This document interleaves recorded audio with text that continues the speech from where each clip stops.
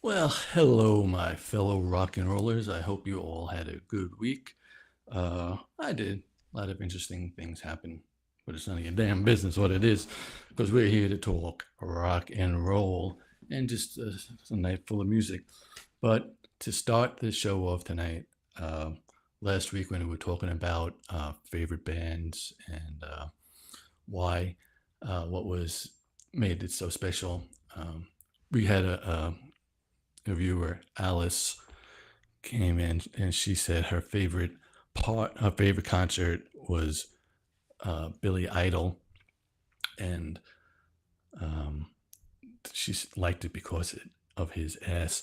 And that wasn't the full answer, and I got it wrong. That's all I said. So my apologies.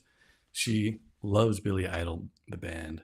Uh, and she was telling me about the concert that she went. It was really cool of him how he came out on his Harley to open the show and started singing and playing and rocking, and then him and Steve Stevens came right up in front of her and started playing the solo and singing. And yeah, Billy Idol, he's a rocker, and I love Billy Idol um, for so many reasons. And I'm just doing some technical stuff here. Whoop! See, there it goes again. I forgot to turn the volume down. But but anyway, back to the show. Um, yeah, so I like Billy Idol and Alice.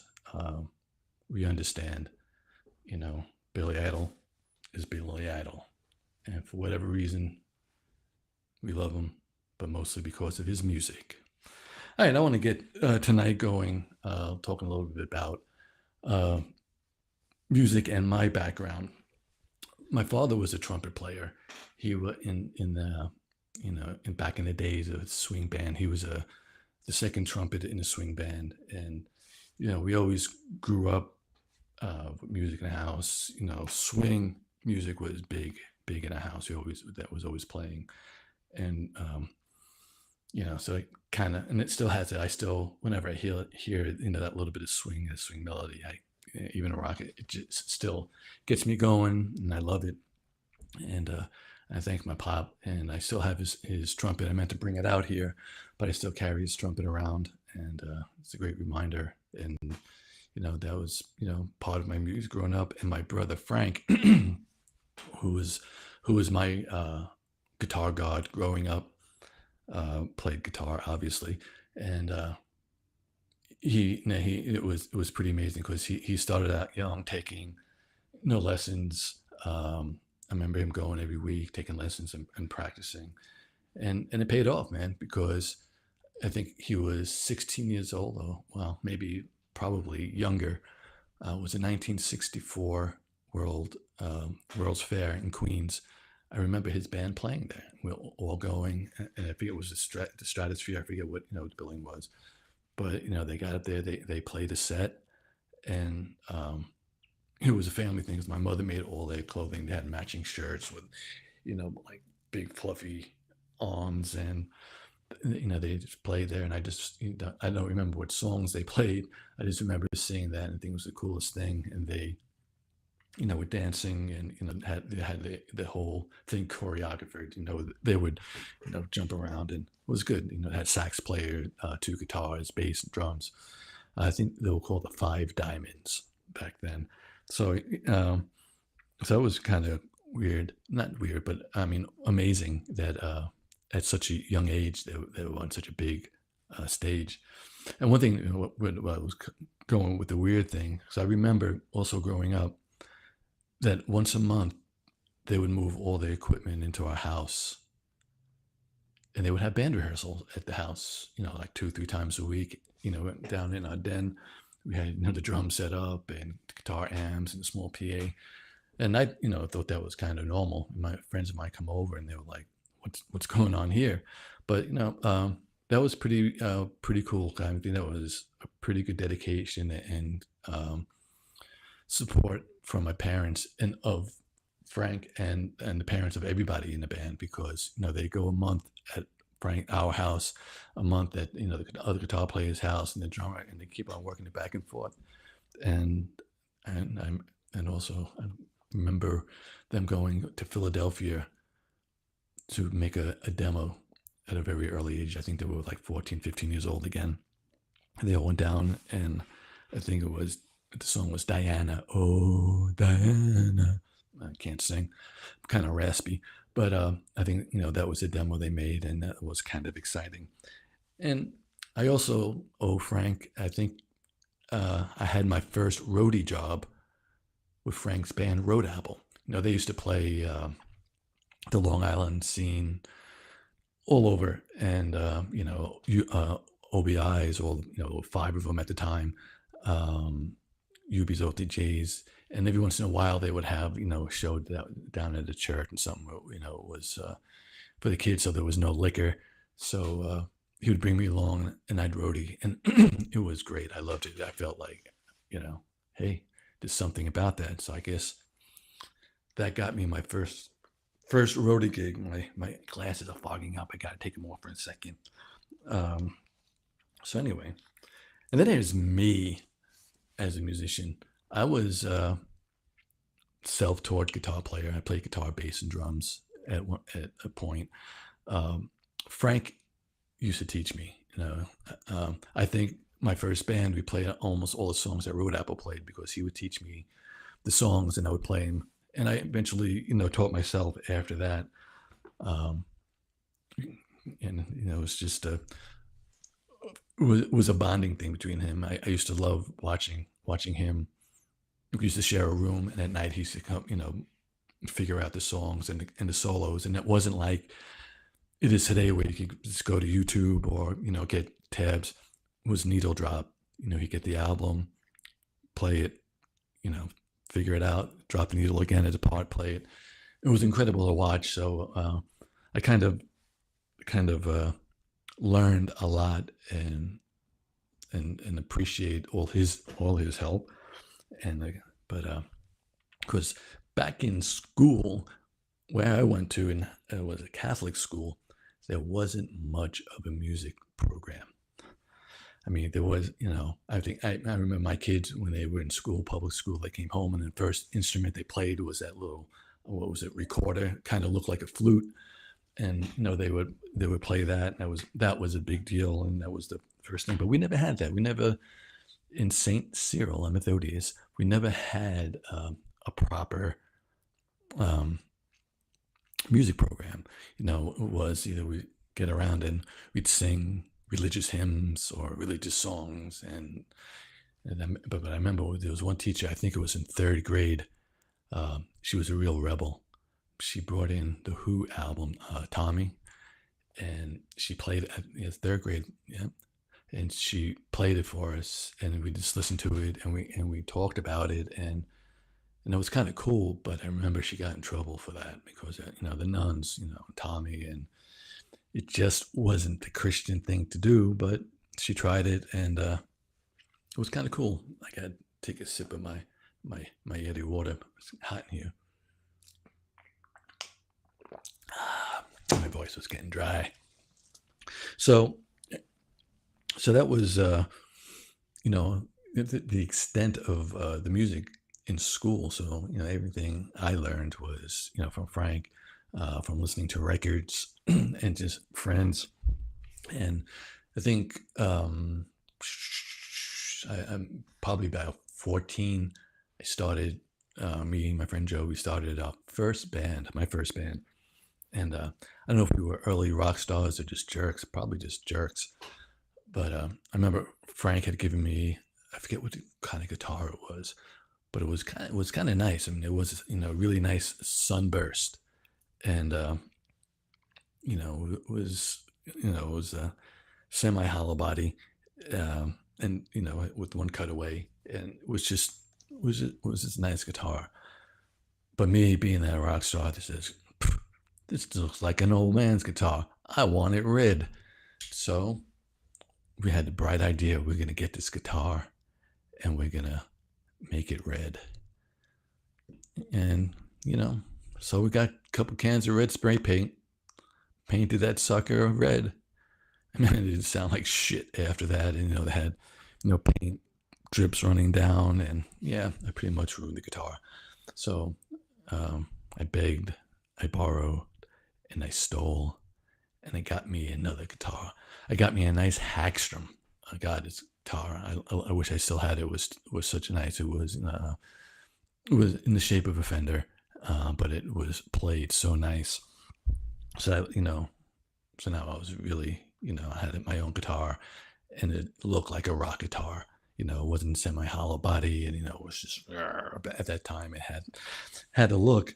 So we did a lot of things, and like I said, we rehearsed. I think we got two other guys in the band, so it was two guitars, bass, drums, standard stuff, lead singer, and we decided to name the band Faith.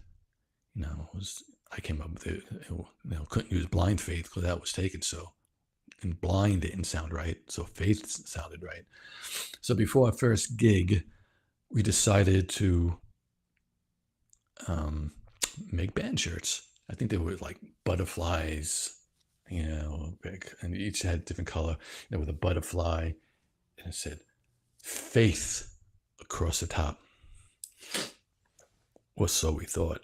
No, we went. I think we went to the Sunrise Mall and had them there, made up at one of the shops there, and we come back and we were all excited and showed my dad, "Hey, look, man, we got a band shirts. We got our band shirts."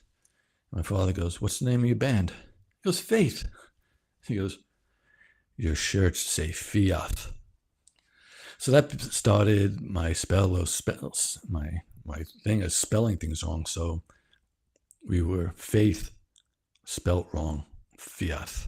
So anyway, but we wore those mothers, and we wore those Fiat shirts proudly because this was our band. And our very first gig, remember, was at this Lindenhurst rec center.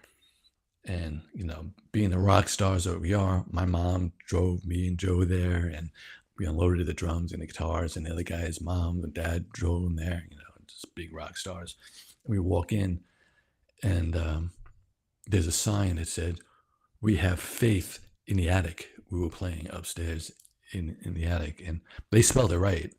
But we walked in with the shirt saying Fiat, and they were like looking at us. Is it Faith or Fiat? I said, "You guys are smarter. It's Faith. We're rock stars. Don't tell us what our name of our band is. It's Faith, and this is how we're spelling it." Anyway, so we went, and I think we played two. We had two sets, about 45 minutes. The standard stuff. It was a Friday night, and we were playing, and it was our first time, and I was really nervous. Never played in front of anybody, and never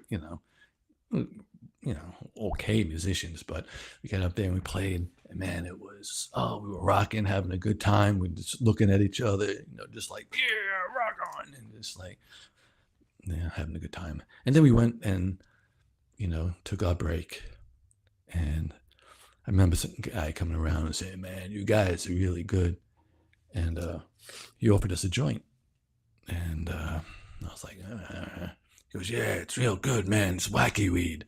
It's like, "Oh, I heard of that stuff, wacky weed, and it's treated with something, ain't it?" He goes, "Yeah, man, it'll be good. Just smoke it now. You'll be all right by the time you go back up."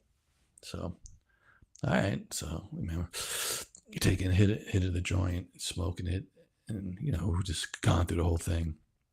And me not being a big smoker at the time, it hit me like a mother. But I remember going up on stage. And to the day, I remember this song that we played called "Pay My Dues" by the Blues Image. It was the B-side of their single, and it was the only song that I sang leading. And I pay my dues while I'm singing the blues, and one day and something like that.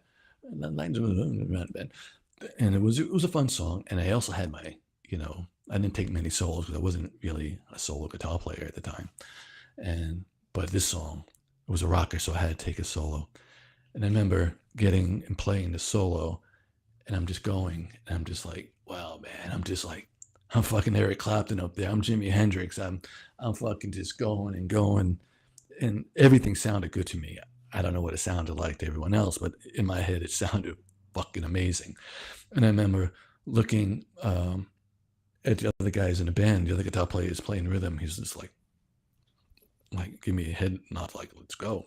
And I look at Joe, the drummer, and he's just like, okay, you going, and the bass player, and even the lead singer. I think he was about to get the mic stand and hit me over the head with it. So I finally came to the end of what I think was a solo, and I remember looking at the audience, and it was like they were like, wasn't a real clap. It was like a clap, like thank you that you're done.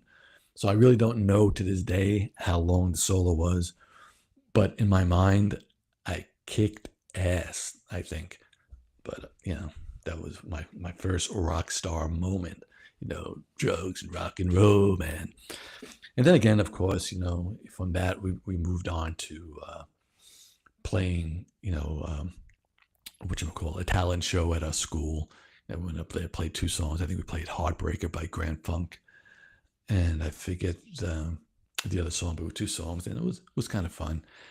But from that gig, we got to, we were able to play a dance at the school, the ninth grade dance. Wow, how cool is that?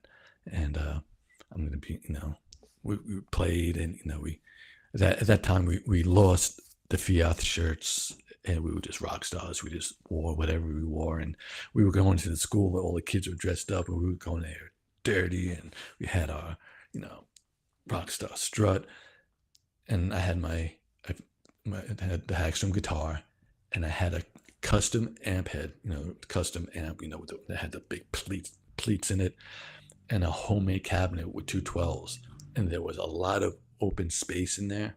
I mean, it wasn't a great design. It could have been, but was perfect for one thing. We snuck beer into the dance by putting it in my amplifier. It was beautiful. It was perfect, man. We just got it, put a couple 6-packs of beer around the speakers. We loaded it in. Went, our band room in there was a teacher's lunchroom, so we went in there, passed by, covertly, put my amp inside there, dropped the beers off in the teacher's lounge, and the thing went out. And we're playing, I think it was like 3 sets there, and we're playing and drinking. And between sets, we'd bring a couple of friends in there, and they would have a couple beers and stuff. And it was, again, I don't know how good we were, how good we sounded, because we were kind of drunk. And oddly enough, a lot of our friends were drunk too. And the teachers were like wondering what's going on. How, just it's ninth grade. Why, there's no alcohol here. Usually, kids would drink, before they got to the dance. But just something seemed weird about it. And I think it was our last break. We were sitting in the teacher's room, and one of the teachers came in and saw us drinking, and they asked how we got the beer in. And it's kind of like everybody looked at me, and all the eyes went like, I was like, yeah, I stuffed my amp with beer. So we went and played the last set. That the teachers confiscated the rest of the beer, and we went and played the last set, and went home, and we didn't get paid. We were waiting to get paid. We got paid for the gig. And I think it was like a week later, our parents got a letter in the mail from the school telling them what we did. Your sons legally took beer. They're underage, and they took them to the school and passed out beer. And they could suspend them, but we're not suspending them. They're banned from ever playing any gig for the North Babylon School District again. I mean, that was terrible. It was just like, and we all got in trouble, and I thought I heard somebody tap me on the shoulder. We all got in trouble, and that was it, man. That was what happened, and like I said, we were early rock stars. We may not have been great musicians, but we knew how to party, and we knew, that was rock and roll. And, the audience must have liked it because they were dancing. And we played a little bit of everything. We played a little Grand Funk. We played a lot of Grand Funk. Who else did we play? We even played some Cool in the Gang. And what was Hollywood swinging. Dun, dun, dun, dun, dun, dun. Hollywood swinging. Yeah, it wasn't as funky as that, but yeah, we did what we did. And then I had a couple other bands after that. But the thing I'm most proud of musically, one of the things, I put a CD out in 2006. It was right after I had my back surgery, and I was out for a while. And I had a little studio set up. I had a Yamaha digital 24 track, which was amazing. And for the band, we had a band, and I I couldn't play covers. I would never really learn cover songs. So to play gigs, I decided I have to sit down and write some songs. So I sat down and wrote a whole bunch of songs. And I mean, it was just like I wrote, the album has 11 songs on it. I wrote them, all the songs, in a matter of a week and a half. I got the drum machines, laid the drums down and thing, and, laid some chords on a digital eight track, and just worked and practiced it, and then brought it to the guys in the band, and they liked it, and that's what I used to do. I used to figure out the drum parts for the drummer. Here, this is what you can do. Guitars, wrote it. I wrote all the lyrics, and I always wanted a female singer in a band, so all the songs are from a female's point of view, and so if you're wondering, I touched my inner female on most of these songs.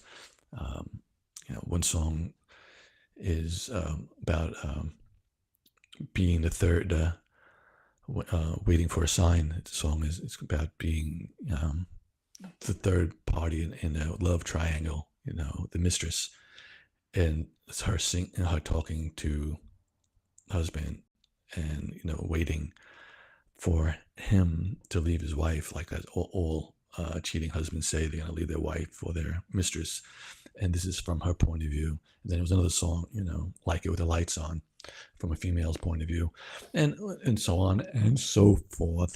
uh, the album is called Looking In or Looking Out. The name of the band is Pots Dea, and it's on all the streaming platforms. You go on Spotify, Apple Music, and all of it. Check it out, Pots Dea, and it's fun. And now a quick way we got the name of the band. Actually, this recording is just me. I played all the instruments on it, and this girl Kate McQuaid did the vocals. And this was going back. I had to take a break from the band because I had the operation, so I figured I'd record the songs, and so spent a lot of time, programming drums, and the sax solos and everything on there, and I wound up doing that on a guitar synthesizer. But go get Pots Dea. But I'll tell you how we got the name.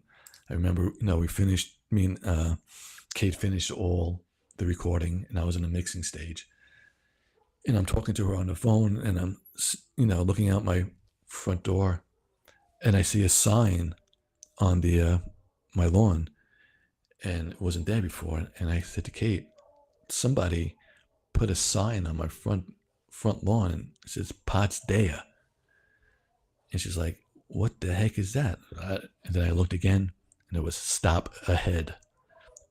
For a second I saw everything backwards, and I said, that's the name of the band, Pots Dea. And I actually made, people ask, what does that mean? I made up a definition for it. When you see something that's not there but you believe it is, that's Pots Dea.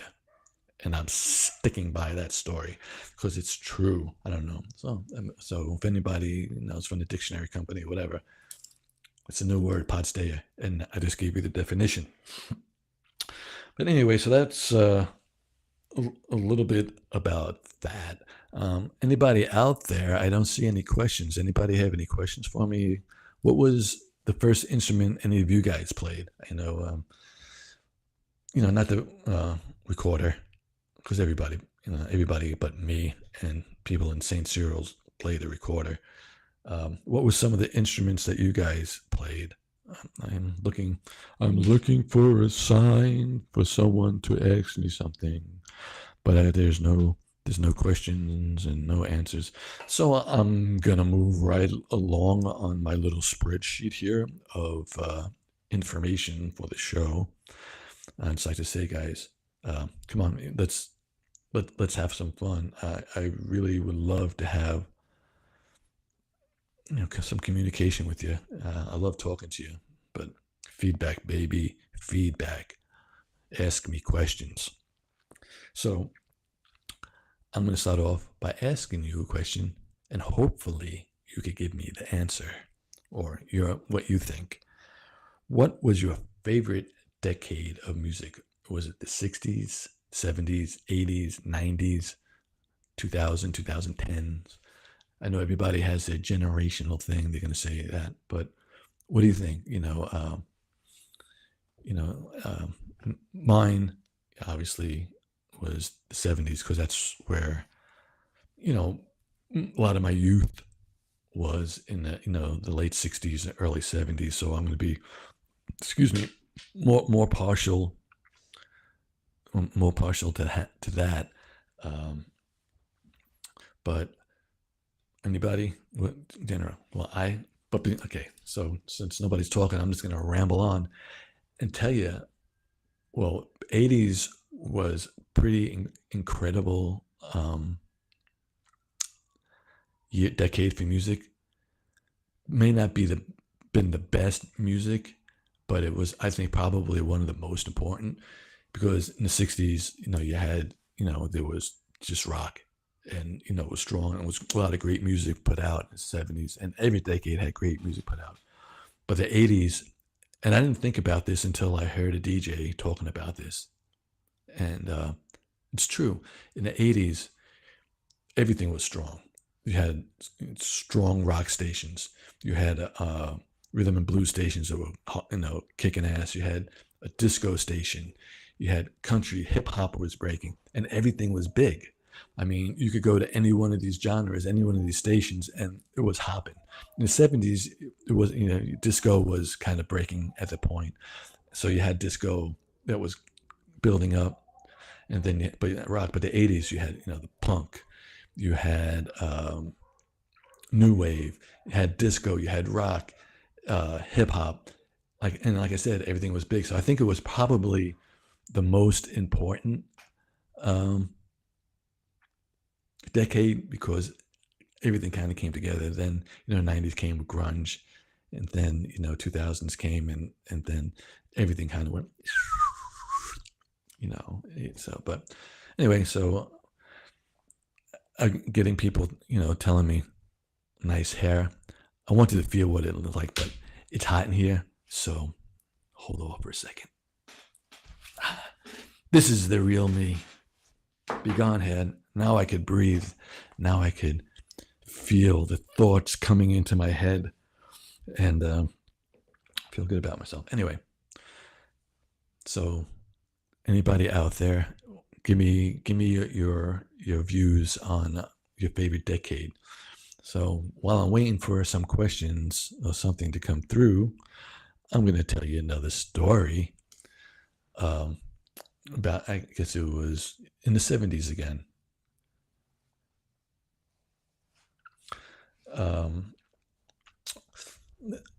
There was a club. I just saw a message and I was like, oh my God, somebody wrote to me. Thanks, Kenneth. But here's another story. He was just, I really enjoyed learning. He's just like the stories about my dad. It's cool. I appreciate it. I love sharing that. But here's another cool little story. Like I said, in the 70s, rock was big and disco was making the scene. And there used to be a club that used to hang out on Sunrise Highway called UB's OTJs. It was a rock club. It was a down and dirty little bar, and it was like typical rock club. And across Sunrise Highway, there was a new club. There used to be stores, Corvettes and Jan's ice cream parlor, and they broke it down and they made a club out of it. And I think the first club, I'm not sure if the disco club was the first one or second, but I remember at that time, I think it was 1975, 76, was a disco bar, and it was a Saturday night where UB's OTJs and the Good Rats are playing. The Good Rats were like a band that from Long Island that should have made it national. They were a tremendous band, rock band. I know a lot of you people that are listening to me outside that lived on Long Island know about the Good Rats. But the other guys, people, if you want to check out, go to YouTube or check out some Good Rats. Pepe Marcello was a great singer. Uh, his brother on guitar, and John Pagano on guitar. I mean, they were just phenomenal. Steve Franco on drums before he went to Triumph. Um, but anyway, so it was that night, and Good Rats are playing, and we're all standing there, the rockers, and across the street, all the disco guys are going in and girls are going in to the club. And Pepe says, at 12 o'clock, I want you guys to go onto Sunrise Highway, and we're going to play louder than we usually play, and I want you all to salute all those disco ducks. So we all went out at 12 o'clock, and we hear in the Pepe, we hear the Good Rats playing, and it counts down, and it's time for you to salute. And we all lined up on Sunrise Highway, giving them disco groups, kids, the finger and stuff. And we're like, yeah, rock and roll lives. And so we had fun. But secretly down deep inside, 1976 was taken over, because that's the year Staying Alive, Saturday Night Fever came out. And that just kind of changed everything. There was a lot of us that were rock and rollers that felt deep inside we had a little bit of disco in us, and we had to check it out. I was the proud owner of 3 leisure suits. I used to wear those puppies, the clubs. My favorite one was like a pink leisure suit with I had the fucking high heel shoes, platform shoes. I had the big lapel collar, the little things hanging down from my neck. I was gonna say a spoon, but I never had a Coke spoon hanging out. Other people did, but not your guy, Tom. I had other things hanging down my neck, and walking in, and and it was funny because you would see in there some of your rock and roll buddies hiding out. A lot of times you'd be like, I can't look at him, I'm rock and roll. But yeah, so we all tested the waters out with disco, and it was kind of fun. I busted a move, and I know if Woody's out there listening, he knows I could dance. Know how I know he knows? Because we were on tour with Metallica, and we just finished doing a show at the Nassau Coliseum, and I think it was like one of my last days of drinking. I got really drunk, and me and Woody were hanging out on a bus, and a lot of people were sleeping. And I think we were I think we were going from Nassau Coliseum. I don't know where, maybe Jersey. I don't remember. But I was busting some moves for Woody, and he never let me forget it. So I got the boogie in me, man. I got the boogie in me.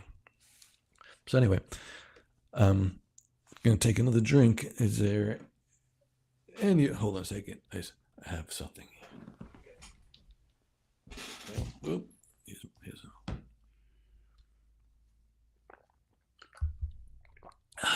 You never realize how dry your mouth gets when you're speaking. So anyway, I don't want to bring the show to an end right now. I really look forward to chatting with you guys, but it's a growing thing. It's growing pains, but I'm working on getting some guests on the show. Hopefully, I'm trying to get for next week Matthew Byrne, who lives over in Ireland, and we're going to talk about the difference and the similarities between the music scene in the States and in Ireland. And some of it, I'm sure he has a lot of stories from Ireland, to tell us about, Now, is it true that everybody in Dublin hates Bono? I don't know. We have to ask Matt what he is. But that's one guest I'm working on. I have another one, Mike Tully, who is a friend of mine who worked with me at the Right Track Inn. I used to work, told you I was a live sound guy there, and I did um, John Melnick band. And Mike worked with a band called the Freelance Vandals, who are another Long Island legend, phenomenal band, and he was a roadie for them. So I'm gonna have him on because after he left, the Freelance Vandals, he got a job at, I think it was Electra Records, and he has some stories to tell about his job there, working with a lot of the bigger bands, Motley Crue, and so on and so forth. So I'm working on getting Mike here, and I have another buddy, Glenn Schneider. He's a fellow camera operator, musician, Stones fanatic. He's me and Glenn work together a lot, up in New York. And unfortunately, he's a cameraman for that other team in New York, the Yankees, and that's his summer gig. I forgive him for that. I'm a Mets fan, and so that's that. And just so you know, the people who aren't from New York, you can't be a Yankees and Mets fan. It's either one or the other. So anyway, Glenn is going to be on the show. Glenn is going to tell us about. He has two video out. You could order or watch them online. They're incredible. They're about guitars. He wrote it, filmed it, directed it, and it's amazing. So he'll be on here and he'll tell you how you get your copy and so on and so forth. And he's your ultimate Rolling Stones fan, and so he'll tell us some of the stories about him and the Stones. They, he's traveled the world following them, and it's great. And so those are some of the guests I have lined up, and I have a lot more I'm working on. So in the future, you won't only have me listen to. We have conversations with other people, and I would really love to get more involved with you guys, and so you can listen up and we can have a good conversation. But I'm going to end the show right now, but I put a little video together about buskers. Buskers are important, man. They're incredible. They're a part of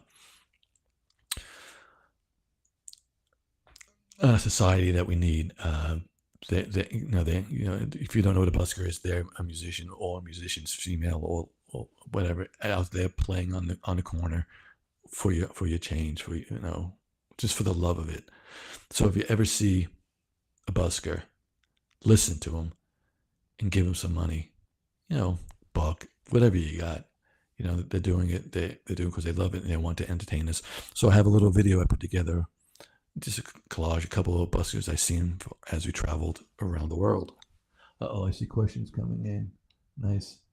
Hey Tom, amazing, it's awesome show. Thank you. But anyway, here is going to be the little video put together. I have to do everything myself because, and here we go.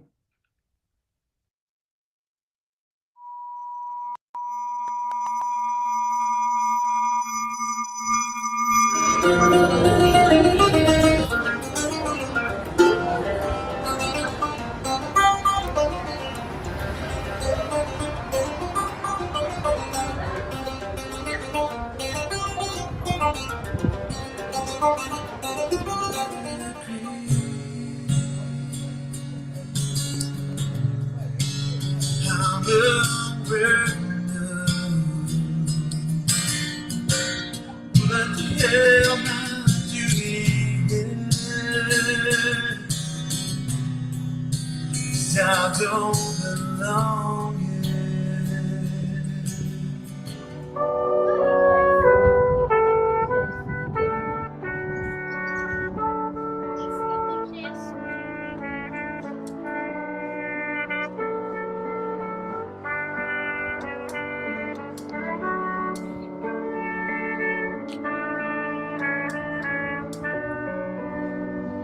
Man, I used to be I need a place just to hide away. Oh, I believe in yesterday. Oh, I see. We got the fender with the strings, yeah. We be playing all single day. I know the man is dope. Plus, I like your beard, it's all great. I think the man is dope. And I like your hair, the strap back, it's like a snapback. So I'm finna snap with all my rapping. Yeah, he like that. That was so trillin', I ain't playing with this music.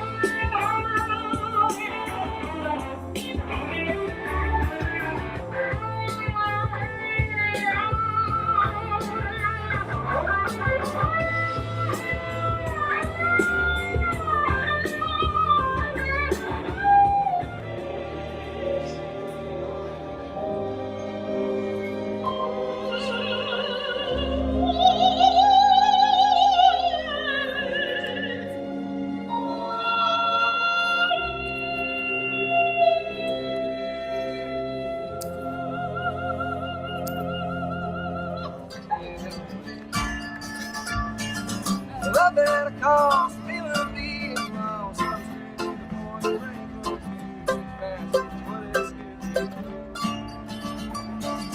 Love is a pain, be treated like a game. Not to realize that ain't rolling in my brain now. Driving me insane.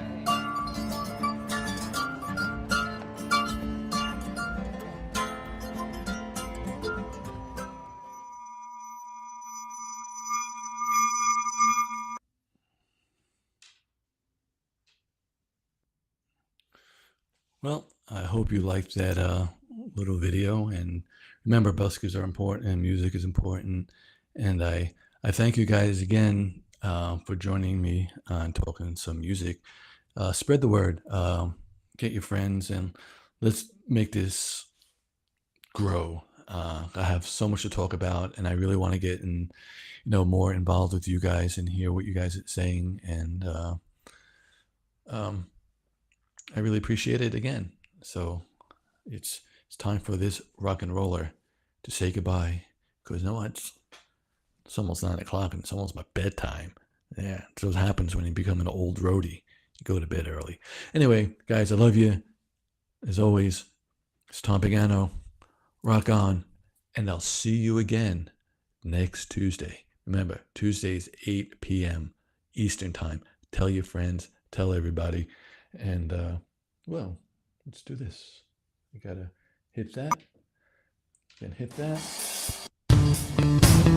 This.